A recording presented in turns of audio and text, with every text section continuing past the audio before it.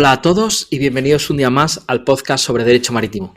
En esta ocasión vuelve a estar con nosotros Elisenda Villares, pero esta vez cambiamos un poco de tema y vamos a hablar sobre el contrato de suministro de combustibles a buques en puertos españoles. Elisenda es responsable de gestión y de asesoría técnica de operaciones marítimas en el puerto de Barcelona. Elisenda, buenos días y muchísimas gracias. Buenos días, gracias a ti, Juan Pablo.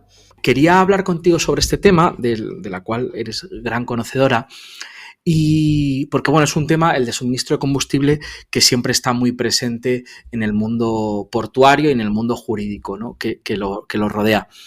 Y la primera pregunta que te quería hacer es ¿qué se entiende por avituallamiento de combustible a buques? Pues bien, en primer lugar, ¿no?, se considerarán operaciones de avituallamiento de buques las que se refieren tanto a agua, combustibles, carburantes, lubricantes y demás aceites de uso técnico.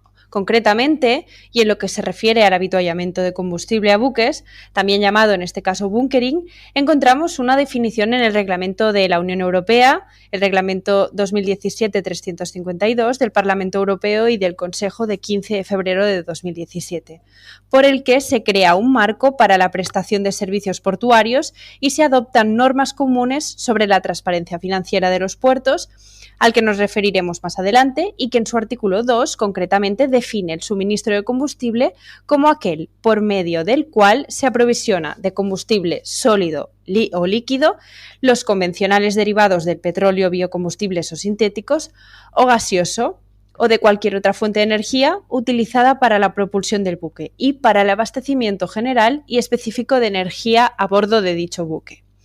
Estas actividades de avituallamiento no deben confundirse, que es muy importante, con las actividades de aprovisionamiento de buques, que vienen referidas a los productos destinados exclusivamente al consumo de la tripulación y de los pasajeros, productos de consumo para uso doméstico, los destinados a la alimentación de los animales transportados y los combustibles utilizados para la conservación, tratamiento y preparación a bordo de las mercancías transportadas, así como las piezas y repuestos para la reparación del buque y la maquinaria y también herramientas precisas para dichos trabajos. Uh-huh. ¿Y cuál es en concreto de este avituallamiento, de estas actividades de avituallamiento que nos has diferenciado respecto de los aprovisionamientos? Y aquí es cierto que de vez en cuando tiende a haber cierta confusión y cierta quizás disputa en algunos casos en la cual como no nos vamos a meter. ¿Cuál es el régimen legal de las actividades de este tipo de avituallamiento de combustible?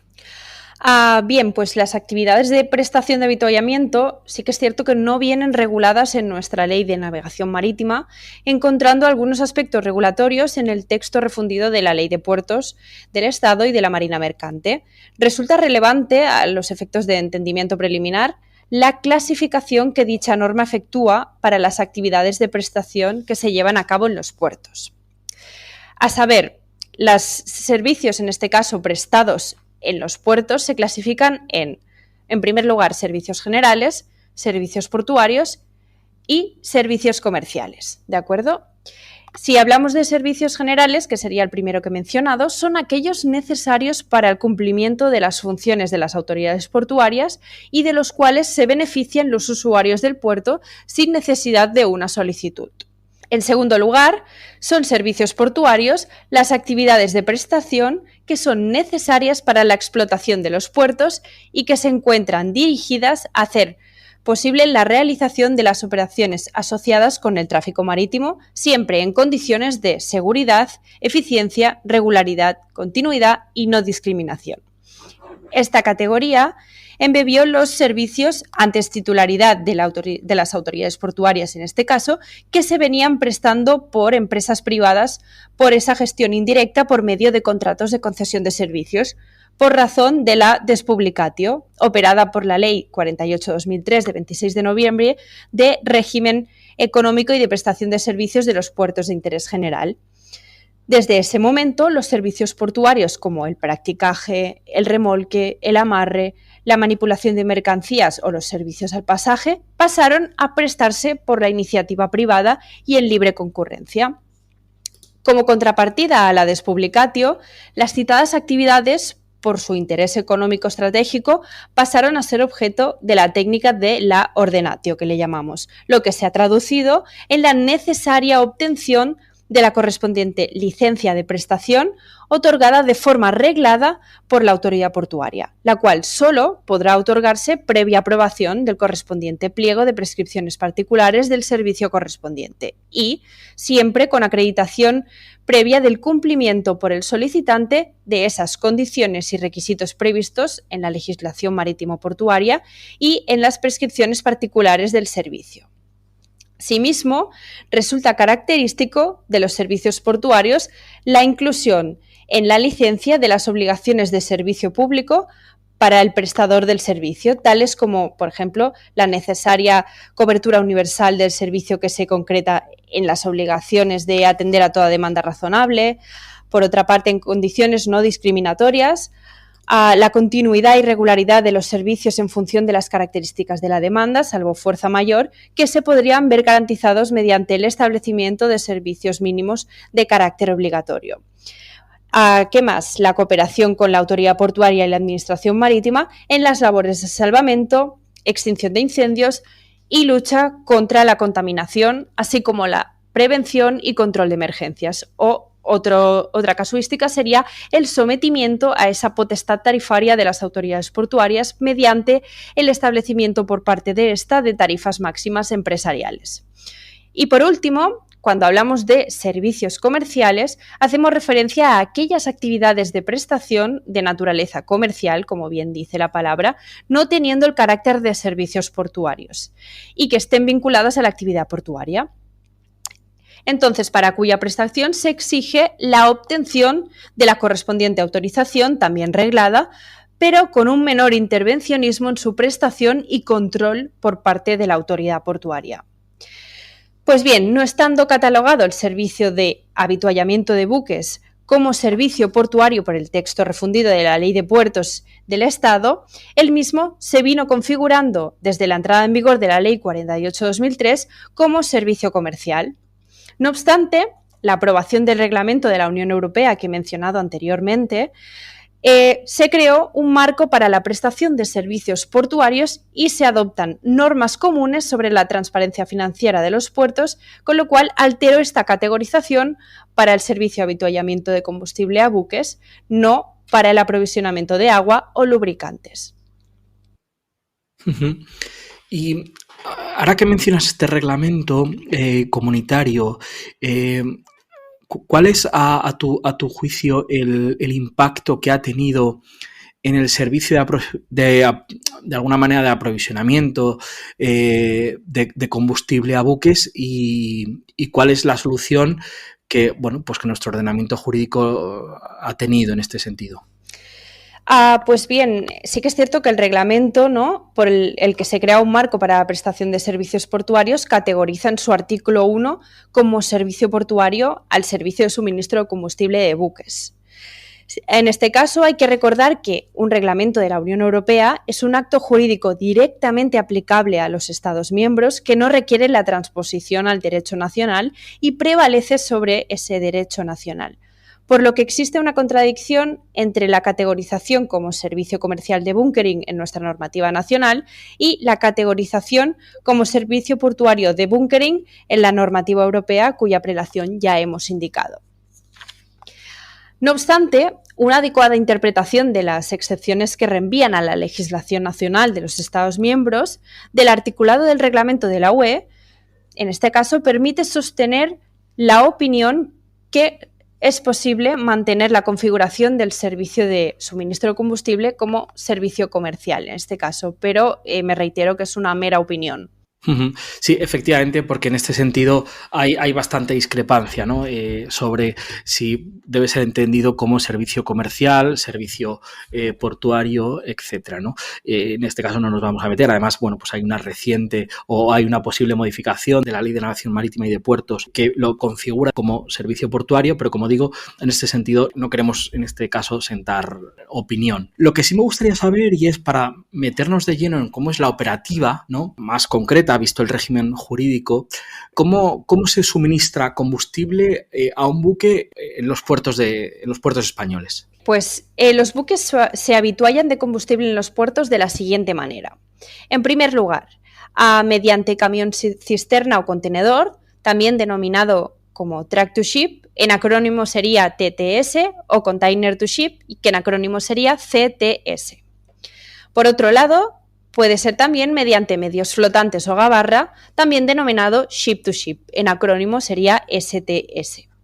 Y por último, la otra opción sería mediante tubería fija desde terminal o instalación portuaria, también denominado Pipe to Ship, en acrónimo sería PTS. ¿Y qué requisitos son exigibles, ¿no?, para la obtención de la autorización para prestar este servicio de suministro de combustible, ¿no? Es decir, ¿qué condiciones se tienen que dar? Me imagino condiciones de seguridad, condiciones técnicas, etcétera, ¿no? A ver si nos puedes hablar un poco de esto.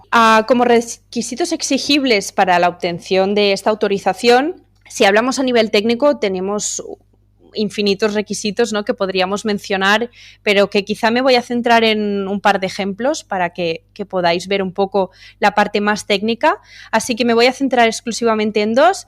Por ejemplo, el primero sería que es importante, ¿no?, que el titular de la autorización deba contar con un plan interior marítimo, el llamado PIM, ¿vale?, de acuerdo con el Real Decreto 1695-2012 de 21 de diciembre, por el que se aprueba el Sistema Nacional de Respuesta ante la Contaminación Marina y de acuerdo con las recomendaciones de la OMI.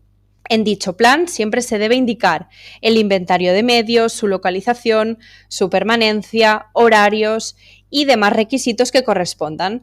El citado Plan Interior Marítimo siempre será integrado en el Plan Interior Marítimo de la Autoridad Portuaria y describirá los procesos operativos a seguir ante un vertido accidental, así como el esquema de coordinación con el PIM del puerto.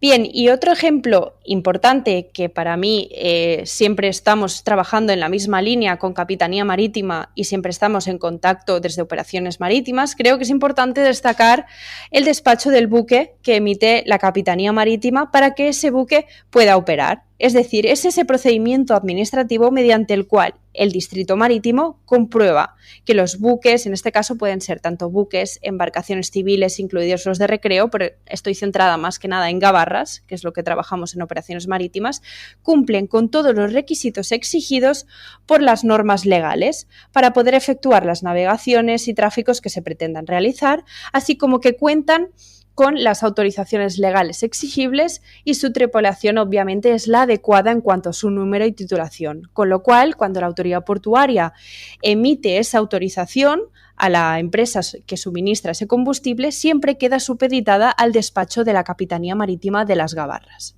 Y ya por último, en este proceso de descarbonización que estamos viviendo hoy en día en el ámbito marítimo en general y con los buques en particular, te quería preguntar cómo se afronta desde la autoridad portuaria los cambios en los sistemas de propulsión que estamos viendo, ¿no? Especialmente cada vez más iremos viendo la posibilidad de que este suministro de combustible se transforme o se cambie por suministro eléctrico, por hidrógeno, por gas, etcétera, ¿no? Entonces, ¿cuál es un poco cómo se afrontan desde la autoridad portuaria estos nuevos cambios? Bien, pues está claro que en un corto periodo de tiempo, ¿no?, los buques mercantes y de pasaje van a ir cambiando esas fuentes de energía de sus sistemas de propulsión. Las obligaciones tanto de descarbonización que alcanzan a la comunidad internacional no tienen vuelta atrás y los buques no van a ser una excepción. Las actualizaciones tecnológicas en los buques llevan aparejadas las transformaciones correspondientes en los puertos para permitir las actividades de habituallamiento de estos nuevos combustibles a los buques mediante, pues, la adaptación de los muelles y de sus infraestructuras. Un ejemplo de ello es la electrificación de los muelles de cruceros, que las autoridades portuarias están llevando a cabo, y las peticiones de nuevas potencias para permitir las necesidades de suministro que están por llegar con nuevas estaciones transformadoras para ello, con lo cual de igual modo puede ser también el otorgamiento de concesiones para hidrogeneras, es decir, gasolineras de hidrógeno, ¿no? Pues Elisenda, muchísimas gracias. Yo creo que está muy interesante este podcast que hemos grabado y porque de alguna manera abordamos un tema que no es frecuente en el podcast, que es un poco el derecho portuario, ¿no? Así que nada, agradecerte nuevamente tu participación. Muchas gracias, Juan Pablo. Siempre es un placer poder colaborar contigo. Pues nada, dejamos aquí este podcast y para todos los que nos escuchan, muchísimas gracias por vuestra atención y nos escuchamos la semana que viene. Muchísimas gracias.